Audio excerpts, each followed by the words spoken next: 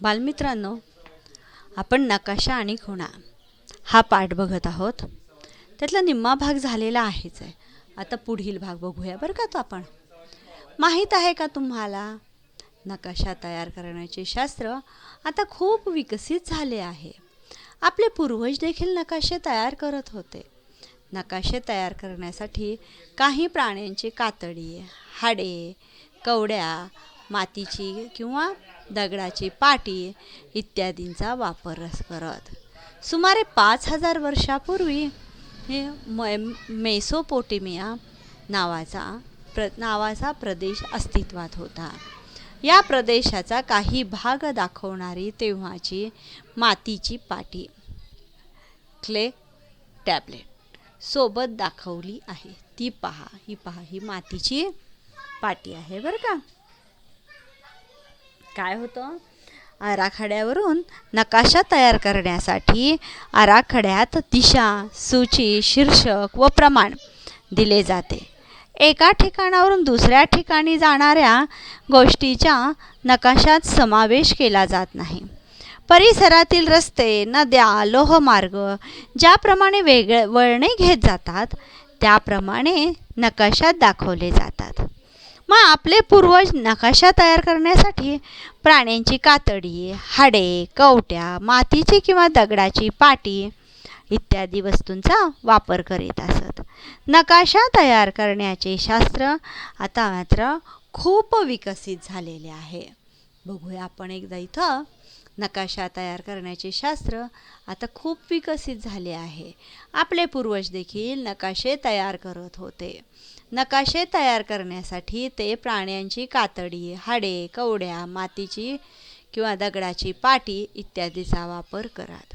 सुमारे 5,000 वर्षापूर्वी मेसोपोटेमिया नावाचा प्रदेश अस्तित्वात होता.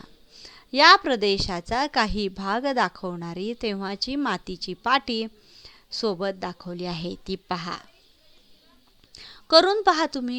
तुम्ही सुरुवातीला केलेल्या निसर्गनिर्मित व मानवनिर्मित या यादीसाठी साध्या सोप्या खुणा तयार करा. खुणांच्या आधारे तुमच्या परिसराचा आराखडा एका कागदावर काढायचा आहे. नदी, रस्ता, लोहमार्ग हे जसे परिसरात दिसतात तसेच आराखड्यात प्रथम काढा. मग खुणांच्या साहाय्याने इतर गोष्टी दाखवा. व इतर कोणत्या गोष्टी दाखवायच्या हे पहा बरं का. तुम्ही तयार केलेल्या खुणांची सूची आराखड्याच्या बाजूला तयार करा. त्यांच्या खुणांचा अर्थ त्यांच्या पुढे लिहा. तुमच्या परिसरातील सूर्योदयाची बाजू लक्षात घेऊन आराखड्यात दिशाचक्र दाखवा. आता या आराखड्याला माझा परिसर असे नाव द्या, म्हणजेच शीर्षक द्या. तयार झालेला तुमचा नकाशा हा प्रमाणरहित नकाशा जमल्यास आम्हाला तो पाठवा. तुमचा जो तयार झालेला नकाशा आहे की नाही, तो मात्र आम्हाला पाठवा. जरा डोके चालवा, नकाशामधील चुका शोधा व त्यांना गोल करा. पहा, तन्वीचे घर व परिसर. आता इथं दक्षिण, उत्तर, पूर्व, पश्चिम आहे की नाही. आता ही काय आहे, ही तन्वीची शाळा. हे बघा, हे तन्वीची शाळा आहे. झाड, हे सगळे असे झाडं आहेत. उद्यान कुठे आहे बघा, कसं आहे, हिरवं. हे बघा, इथं पण एक उद्यान आहे, इथं 4 उद्यान आहेत. इथं एकच उद्यान आहे. आता इथं पोलीस वसाहत, ही सगळी पोलीस वसाहत आहे. हे घर आहे, 1 2 3 4. मग आता तुमचा घरचा अभ्यास काय आहे, हे नकाशात काय चुकलेलं आहे आणि कुठले कुठले घरं, कुठलं बस स्टॉप आहे, हे सगळं तुम्ही या इथं असं लिहून पाठवायचं. आता हे चौकोन, हे चुकलेलं आहे, पण इथं हा चौकोन आहे की नाही, इथं काय आहे, हॉटेल आहे. हे झाड आहे, मग इथं झाड असं लिहायचं आहे. कळलं का. हा नकाशा तुम्ही लिहायचा आहे. आता खाली दिलेल्या नकाशाच्या, महाराष्ट्राच्या नकाशाचे निरीक्षण करून कृती करायची आहे. हे काय आहे, हे बघा, नकाशाचे दिशा तर दिल्यात. महाराष्ट्र राज्य, प्रमुख पर्यटन स्थळे व वाहतूक मार्ग अशा इथं दिलेले आहेत. बघा बरं का. आपल्या राज्याला ऐतिहासिक पार्श्वभूमी लाभलेली आहे. महाराष्ट्रात जलदुर्ग म्हणजे सागरी किल्ला, गिरिदुर्ग म्हणजे डोंगरी किल्ला व भुईकोट म्हणजे मैदानी किल्ला असे किल्ले आहेत. किल्ले असलेल्या जिल्ह्यांची नावे वहीत नोंदवा. हा तुमचा घरचा अभ्यास आहे बरं का. कुठले कुठले जिल्हे आहेत हे तुम्ही सांगायचे आहेत. गरम पाण्याचे झरे कोणकोणत्या जिल्ह्यामध्ये आहेत ते वहीत लिहा. काय लिहायचं आहे आपल्याला? गरम पाण्याचे जिल्हे. पुन्हा आपल्या राज्यात ज्या जिल्ह्यात लेणी आहेत त्या जिल्ह्यांची नावे अधोरेखित करा. काय आहेत? लेणी आहेत. ते कोणते आहेत ते पाहिजेत. महाराष्ट्रातील बंदर असणारे जिल्हे शोधा व त्यांच्या नावाभोवती असा गोल करा. सूचीतील माहितीचा वापर करून मानवनिर्मित व नैसर्गिक निर्मित या घटकांची वर्गवारी करा.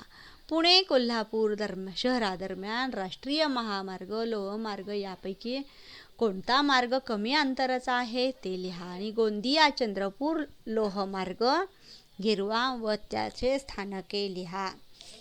बघा बरं काय आहे ते. आता पहा बरं का.